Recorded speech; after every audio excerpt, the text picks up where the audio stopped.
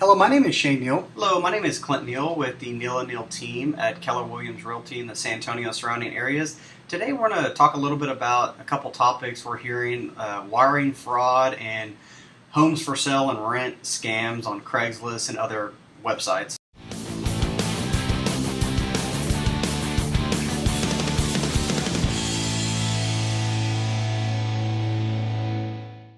Yeah, so we kind of talk a little bit about the wiring scam. So we've seen a lot. You probably heard maybe if you're in the real estate looking for buying or selling, you probably heard about wiring instruction fraud and stuff like that. So just to kind of tip people off, really want to make everyone alert that when you're wiring information to a title company, it could be earnest money, it could be your closing funds when you're ready to close. At some point, you're actually going to be wiring money over to a title company.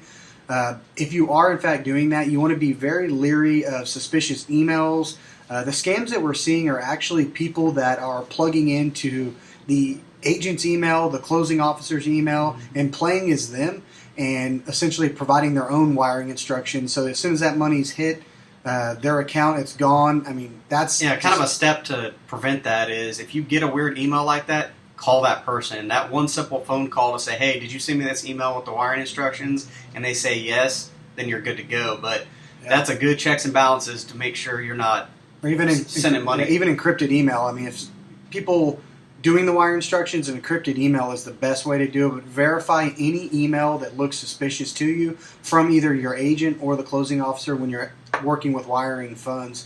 Another one we've been seeing is going to be people taking your property address and creating it for rent or for sale and putting it on Craigslist or other outlets online. That's pretty funny to see sometimes. It's not really funny, but let's say you have your house for sale. Well, somebody on Craigslist will go and put it for rent and then will collect a security deposit.